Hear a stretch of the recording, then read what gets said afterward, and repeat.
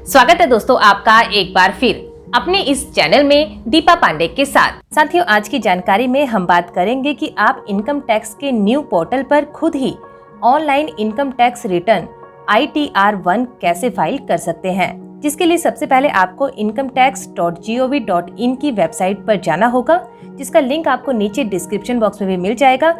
आप वहां से भी डायरेक्ट इसे ओपन कर सकते हैं। जिसके बाद आपके सामने इनकम टैक्स का ये ऑफिशियल पोर्टल ओपन हो जाएगा, जहां कई ऑप्शंस आपको दिखाई देंगे। तो अगर आप इनकम टैक्स के इस पोर्टल पर नए हैं तो सबसे पहले कॉर्नर पर यहाँ रजिस्ट्रेशन के ऑप्शन पर क्लिक करके आपको अपनी बेसिक डिटेल डालकर यहाँ पर रजिस्टर्ड होना होगा। अगर आप पहले से ही रजिस्टर्ड है तो आप यहाँ से डायरेक्ट लॉगिन करेंगे।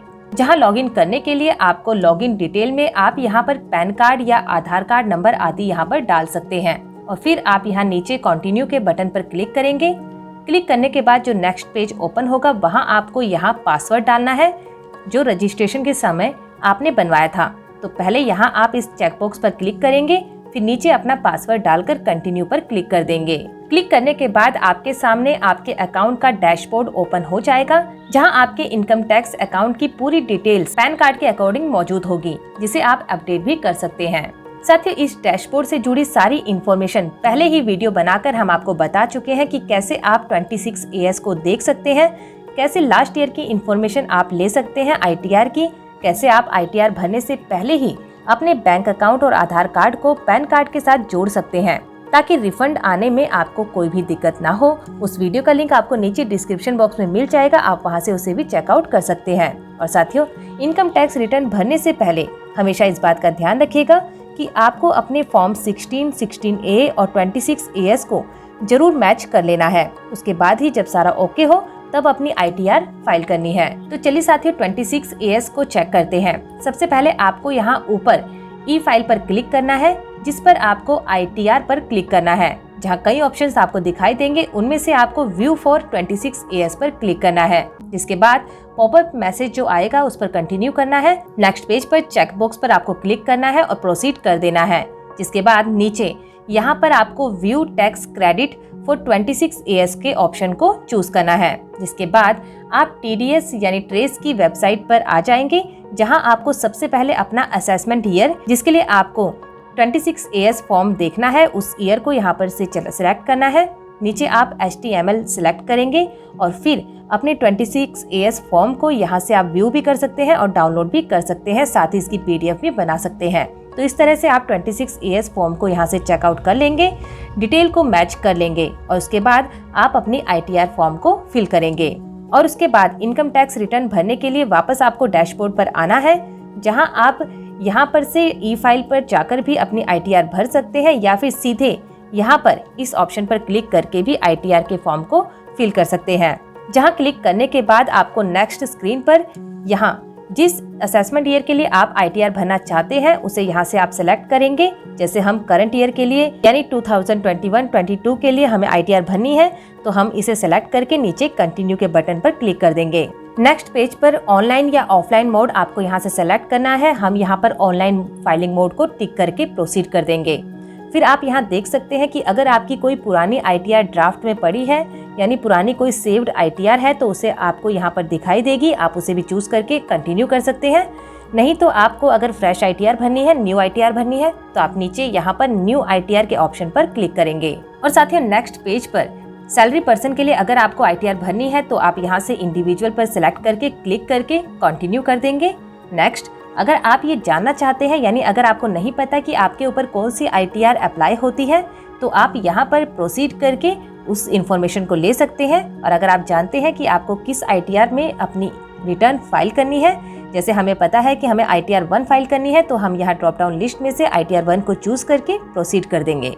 जिसके बाद हम ITR-1 फाइलिंग पेज पर आ जाएंगे। यहाँ आपको बताया भी गया है कि ITR-1 कौन कौन भर सकता है, जिसकी टोटल इनकम 50 लाख तक हो या एग्रीकल्चर इनकम 5000 तक हो। और इसके नीचे आपको बताया गया है कि ITR-1 फाइलिंग में कितने स्टेप्स में ये कंप्लीट होगी। पहला, हमें जो प्री फाइल्ड डाटा मौजूद होगा, जो ऑटो फिल्ड होगा, उसे हमने चेक करना है, एडिट करना है और कंफर्म करना है। और फिर उसके जो दूसरा फॉर्म 16 से जो इनकम डिटेल होगी उसको भी हमने वेरीफाई करके कंफर्म कर देना है और थर्ड स्टेप में उसको सबमिट कर देना है अपनी ITR रिटर्न को। यानी ये 3 स्टेप पर कंप्लीट होगी। तो चलिए इनको समझने के बाद लेट्स गेट स्टार्टेड पर क्लिक करेंगे।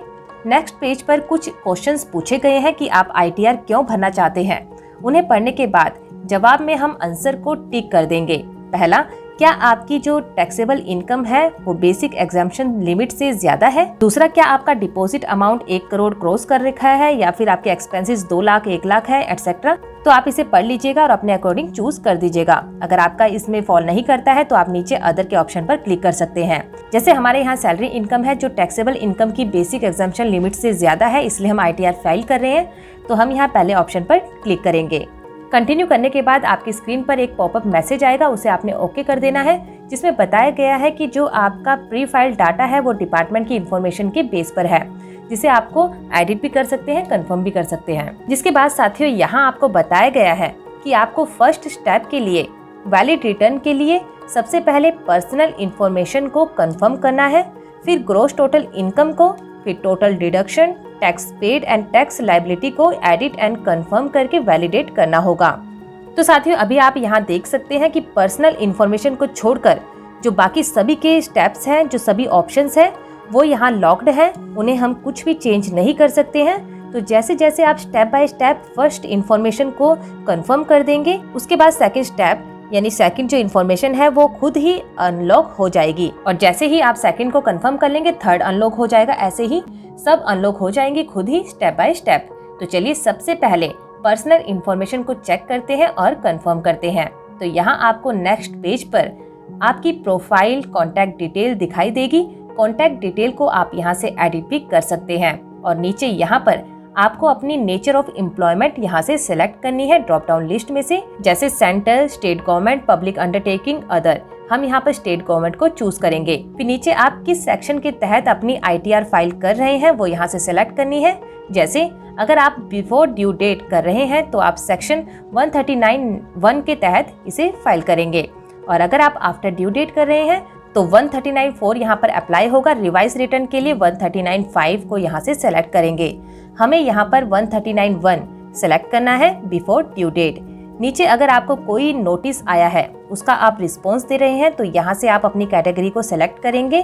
तो जैसे हमारी ये फर्स्ट ITR है, कोई रिस्पॉन्स नहीं है नोटिस का, तो हम इस ऑप्शंस को छोड़ देंगे। इसके बाद नीचे जैसे कि हम जानते हैं कि ITR भरने के 2 ऑप्शंस इस बार दिए गए हैं, एक न्यू एक ओल्ड। अगर आपके पास सेविंग है ATC के तहत या किसी भी तहत आपके पास सेविंग है तो आप ओल्ड स्कीम के तहत ही अपनी ITR भरेंगे, नहीं तो आप न्यू जो ITR रिजीम है उसको चूज कर सकते हैं। तो साथियों हमारी यहाँ ATC के तहत सेविंग्स है और हम उसको क्लेम करना चाहते हैं, तो हम यहाँ पर न्यू टैक्स रिजाइम को ऑप्ट नहीं करेंगे, नो कर देंगे। नीचे हम अपने बैंक सेलेक्ट करेंगे जो पहले से ही हमने वैलिडेट कर रखे हैं। नया बैंक आप यहाँ से ऐड भी कर सकते हैं, और साथ ही ये सिलेक्ट करना जरूरी है क्योंकि इन्हीं सेलेक्टेड बैंक पर आपकी रिफंड आएगी, और इसके बाद आप इस चीज को कंफर्म कर दीजिए। तो साथियों अब यहाँ आप देख सकते हैं कि जैसे ही हमने अपने पहले स्टेप को कंफर्म कर दिया है, दूसरा स्टेप यहाँ ऑटोमेटिकली ओपन हो चुका है, अनलॉक हो चुका है ग्रॉस टोटल इनकम वाला। वैसे पहले वाले स्टेप को हम यहाँ से जो इन्फॉर्मेशन है उसे दोबारा मॉडिफाई भी कर सकते हैं, ये ऑप्शन भी यहाँ पर अवेलेबल है। तो चलिए दूसरे स्टेप को ओपन करते हैं। तो यहाँ आप देख सकते हैं कि आपको एग्जेम्प्ट इनकम के लिए कई क्वेश्चंस फॉर्म में इंफॉर्मेशन पूछी गई है, जिसका आपको यस या नो के रूप में जवाब देना है। तो स्टेप बाय स्टेप आप इन्हें पढ़ लीजिए और इनके जवाब देकर नीचे कंटिन्यू कर देंगे। वैसे आप यहाँ से इन्हें स्किप भी कर सकते हैं और आगे आने वाली इन्फॉर्मेशन में इनकी डिटेल इन्फॉर्मेशन भर सकते हैं, और अगर आप यहाँ पर बताते हैं तो उन्हें बताकर आप कंटिन्यू कर देंगे। तो जैसे ही आप कंटिन्यू करते हैं तो नेक्स्ट पेज पर आप देखेंगे कई इन्फॉर्मेशन के साथ साथ वो क्वेश्चंस भी दोबारा आपको डिटेल में पूछे गए हैं, जहां सबसे पहले इनकम के सोर्स पूछे गए हैं। पहला सैलरी इनकम, जिसे आप फॉर्म 16 में से मिला सकते हैं, और नीचे आपको बतानी है इनकम फ्रॉम हाउस प्रॉपर्टी, और यहाँ पर इनकम फ्रॉम अदर सोर्सेज, जैसे कोई ओवर टाइम की इनकम है, कहीं अदर इनकम है, bank interest income, post office income है, तो आप यहाँ अदर इनकम में उस इन्फॉर्मेशन को ऐड कर सकते हैं। ऐड करने के बाद नेक्स्ट पेज पर आपको क्वेश्चंस के रूप में यही इन्फॉर्मेशन डिटेल में पूछी जाएगी, आप येस और नो के रूप में उसे भरकर कंटिन्यू कर देंगे। और फिर अन्य कोई आपकी एग्जेम्प्ट इनकम है तो यहाँ पर भी आप उसको ऐड कर सकते हैं। अगर आपने पीछे उस इन्फॉर्मेशन को स्किप कर दिया था तो यहाँ पर आप उसकी डिटेल भर के कंफर्म कर देंगे। तो यहाँ देखिए सेकंड स्टेप भी पूरा हो गया है और थर्ड स्टेप खुद ही अनलॉक हो चुका है टैक्स डिडक्शन वाला।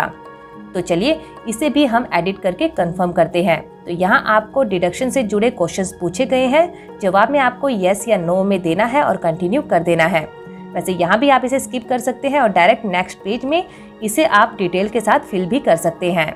नेक्स्ट पेज पर वेरीफाई योर डिडक्शन में कई कॉलम्स दिए गए हैं, उन्हें आप एडिट या डिलीट भी कर सकते हैं। जैसे यहाँ पर 80C के तहत आप 1.5 लाख तक की एग्जम्पशंस क्लेम कर सकते हैं। नीचे आप यहाँ पर NPS के तहत यहाँ 50,000 तक की डिडक्शन क्लेम कर सकते हैं। और साथियों अगर आपने भी PM केयर फंड में कोविड के चलते कोई डोनेशन दिया था तो आप 80G के तहत यहाँ से इसे क्लेम कर सकते हैं उसकी डिडक्शन को। तो इन सभी को ध्यान से फिल कीजिएगा और उसके बाद नीचे कंफर्म कर दीजिएगा। तो साथियों अब आप इस इंडिकेटर से देख सकते हैं कि ऑलमोस्ट आपने सभी स्टेप्स को पूरा कर ही लिया है, कुछ ही बाकी है। तो पहले 4th स्टेप को एडिट और कंफर्म करेंगे टैक्स पेड वाले, और फिर यहाँ से 5th स्टेप को टैक्स लायबिलिटी के स्टेप को या चेक करके कंफर्म कर देंगे, जहाँ सबसे पहले आपको अपनी टैक्स लायबिलिटी की डिटेल को वेरीफाई करना होगा। तो आपको यहाँ से इन्हें चेक एंड वेरीफाई करना है और फिर कंफर्म कर देना है। तो देखिए अब आपके वैलिडेशन के सभी स्टेप्स कंप्लीट हो चुके हैं, जिसके बाद आपको अब यहाँ नीचे से प्रोसीड करना है।